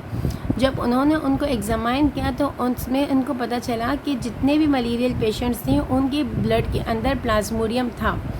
तो इसी वजह से उनका जो रिज़ल्ट है वो उन्होंने यही प्रूव किया कि Plasmodium is the cause of malaria, ये ट्रू है। ठीक है, फिर अब इसके बाद उन्होंने बायोलॉजिकल प्रॉब्लम 2 हमें दी है, वो है हमारे पास how Plasmodium gets into the blood of man. Plasmodium जो है वो लोगों के जो मलेरियल पेशेंट्स हैं उनके ब्लड के अंदर कैसे जाता है। ठीक है, तो the next biological problem was to learn about how Plasmodium gets into the blood of man. Biologists were having following observations. Malaria is associated with marshes. Drinking water of marshes did not cause malaria. When biologists considered these observations, they thought that plasmodium was not in the marsh water. ठीक है, इसके अंदर क्या हुआ, जो दूसरी biological problem हमें दी गई कि प्लाज्मोडियम जो है वो ब्लड्स में जो मलेरियल पेशेंट्स हैं उनके ब्लड के अंदर कैसे पाया जाता है या कैसे जाता है। तो उसके ऊपर उन्होंने कुछ ऑब्जर्वेशंस दी कि मलेरिया जो है वो जितने भी हैं वो मर्शीज़ में एसोसिएटेड होते हैं। मर्शीज़ मतलब हमारे पास, उन्होंने कहा कि मलेरिया जो है वो मर्शीज़ में होता है। मतलब मलेरिया जैसे मर्शीज़ किसको कहते हैं, वो जगह जहाँ पर गंदगी हो, जो कीचड़ हो, जहाँ पर किचरा गंद वगैरह पड़ा हो, मलेरिया वहाँ पर होता है। ठीक है, इसके बाद जो बायोलॉजिस्ट हैं उन्होंने उसके ऊपर ऑब्जर्वेशंस दी। उन्होंने कहा कि उनके ख्याल से Plasmodium was not in the marsh water. Plasmodium marshes water में, गंदे पानी वगैरह में नहीं होता। उसके बाद उन्होंने ऑब्जर्वेशंस की। 1883 में a physician A.F.A. King listed 20 observations. Some observations of King were people who slept outdoors had more chances to get malaria than who slept indoors. People who slept under fine mosquito nets had less chances for getting malaria than those who did not use such nets. Individuals who slept near a smoky fire as usual did not get malaria. उन्होंने कुछ observations दी जिसमें से कुछ important observations ये हैं कि जो लोग बाहर के साइड्स होते हैं उनको मलेरिया होने की ज़्यादा चांसेस हैं बनिस्बत उनके जो अंदर के साइड्स होते हैं। आउटडोर्स मतलब जो बाहर सोते हैं उनको, जो इंडोर्स मतलब जैसे घरों में रहते हैं जो उनको कम होंगे। ठीक है, फिर इसके बाद उन्होंने कहा जो मॉस्किटो नेट्स हमारे पास जो है वो जो लोग उसको यूज़ करते हैं उनको कम चांसेस होंगे, जो मॉस्किटो नेट्स यूज़ नहीं करते हैं उनको ज़्यादा चांसेस हैं। यहाँ तक कि उन्होंने इतना भी कहा वो लोग जो धुएँ वगैरह में या फिर जो आग वगैरह जल रही होती है जहाँ पर धुआं होता है वहाँ पर वो लोग जो सोते हैं उनको मलेरिया नहीं होगा। उसके ऊपर उन्होंने हाइपोथेसिस दी कि on the basis of this observation King suggested a hypothesis mosquitoes transmit plasmodium and so are involve in the spread of malaria. उन्होंने क्या हाइपोथेसिस दी कि उनके ऑब्जर्वेशंस में कि मॉस्किटोज़ जो हैं, जो मच्छर होते हैं वो प्लाज्मोडियम को ट्रांसमिट करते हैं और फिर वो इसमें इन्वॉल्व है मलेरिया को स्प्रेड करने में। मतलब मॉस्किटोज़ हैं, मॉस्किटो जब बाइट करेगा उसके बाइट करने से हमारे पास मलेरिया फैलता है। उन्होंने इसी के ऊपर डिडक्शन दी। Following deduction was made from this hypothesis. इस हाइपोथेसिस से हमारे पास क्या डिडक्शन बनती है कि if mosquitoes are involve in the spread of malaria then plasmodium should be present in mosquitoes. उन्होंने क्या डिडक्शन किया, उन्होंने बोला कि भाई अगर मॉस्किटोज़ में हमारे मॉस्किटोज़ मलेरिया फैलाने के अंदर इन्वॉल्व हैं तो जो प्लाज्मोडियम है वो मॉस्किटोज़ के अंदर प्रेजेंट होगा, मतलब प्लाज्मोडियम मच्छरों के अंदर प्रेजेंट होगा। इसके बाद उनका एक्सपेरिमेंट और रिज़ल्ट क्या आया कि in order to test the above deduction, Ronald Ross performed important experiments in 1880s. He was a British Army physician who was working in India. He allowed a female Anopheles mosquito to bite a malarial patient. He killed this mosquito and found Plasmodium multiplying in its stomach.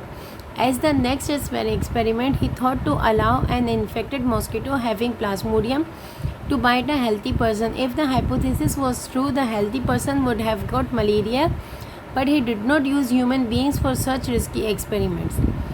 Rose performed this experiment again, but used sparrows instead of men. He allowed female Culex mosquitoes to bite a sparrow suffering from malaria. Then he studied some of these mosquitoes at different times. He found that Plasmodium multiplied in the walls of mosquitoes' stomach and then moved into its salivary glands. He allowed some infected mosquitoes to bite healthy sparrows. Rose found that these healthy sparrows got malaria. When he examined the blood of these sparrows, he found many Plasmodia in it. So it proved that mosquitoes transmit Plasmodium, so mosquitoes are involved in the spread of malaria. उन्होंने फिर क्या किया कि उन्होंने कुछ experiments किए, उसकी बनिस्बत उसके थ्रू उन्होंने अपने रिज़ल्ट्स पेश किए। इन्होंने क्या किया, एक फ़ीमेल मॉस्किटो थी उसको अलाउ किया मलेरियल जो पेशेंट्स हैं उसको बाइट करने के लिए। फिर उसके बाद उन्होंने उस मॉस्किटो को मार दिया और उसके जो पेट है उसके अंदर इन्होंने बहुत सारे प्लाज्मोडियम मिले उनको। फिर उसके बाद दूसरा एक्सपेरिमेंट उन्होंने क्या किया कि उन्होंने इन्फेक्टेड मॉस्किटो थे जिनके अंदर प्लाज्मोडियम था, उनको अलाउ किया कि वो मतलब इस तरीके से अलाउ किया, उसको कैसे इस तरीके से किया कि वो किसी एक हेल्दी पर्सन को बाइट करे। जब उसने उस हेल्दी पर्सन को बाइट किया तो क्या पता चले कि उससे जो हमारी हाइपोथेसिस है वो ट्रू है, ट्रू नहीं है। ठीक है, तो जब मॉस्किटो ने हेल्दी पर्सन को बाइट किया तो फिर उसके बाद उस पर्सन को मलेरिया हो गया, उस हेल्दी पर्सन के मलेरिया हो गया। इसी वजह से फिर उन्होंने ज़्यादा ह्यूमन बींग्स को यूज़ नहीं किया कि इस तरीके के एक्सपेरिमेंट्स के लिए। फिर उन्होंने यही एक्सपेरिमेंट किया स्पैरोज़ पर, परिंदों पर, चिड़ियाओं पर। ठीक है, तो इन्होंने जब रोज़ ने ये एक्सपेरिमेंट दोबारा किया तो उसने इस पर स्पैरोज़ यूज़ किया बनिस्बत इंसानों को यूज़ करने की। उसने इसमें एक फ़ीमेल क्यूलिक्स मॉस्किटो को लिया जिसने उसको बाइट किया एक स्पैरो को जो मलेरिया से सफ़र कर रहा था। ठीक है, फिर इसके बाद उसने जब उसका ब्लड लिया तो उसने उसके मॉस्किटोज़ को स्टडी किया, इसको फिर प्लाज्मोडियम इसने देखे, उसको प्लाज्मोडियम मिले मॉस्किटोज़ के स्टमक पे। एंड देन उसने फिर दोबारा इसने सम इन्फेक्टेड मॉस्किटोज़ को दोबारा से अलाउ किया हेल्थी स्पैरोज़ को बाइट करने के लिए। हेल्थी स्पैरोज़ को जब उसने बाइट किया तो उसको रोज़ ने जो एक्सपेरिमेंट करी थी, रोज़ जो थी साइंटिस्ट, उसने फिर से देखा कि जो हेल्थी स्पैरोज़ थे उनको भी मलेरिया हो गया। तो इसी वजह से उन्होंने अपना जो एक्सपेरिमेंट किया उसका रिज़ल्ट इन्होंने दिया। उनके रिज़ल्ट से ये प्रूफ हो गया कि mosquitoes transmit plasmodium, so mosquitoes are involve in the spread of malaria. Mosquitoes जो जितने भी हैं वो प्लाज्मोडियम को ट्रांसमिट करते हैं, मतलब फैलाते हैं। जो मॉस्किटोज़ हैं वो मलेरिया फैलाने में एक शामिल हैं। ठीक है, वो मलेरिया को मॉस्किटोज़ फैलाते हैं। देन इसके बाद इन्होंने क्या किया कि यही एक्सपेरिमेंट्स किए ह्यूमन बींग्स पर। In the end, experiments were performed on human beings to test this hypothesis in 1998. Italian biologists allowed an Anopheles mosquito to bite a malarial patient. The infected mosquito was then allowed to bite a healthy patient.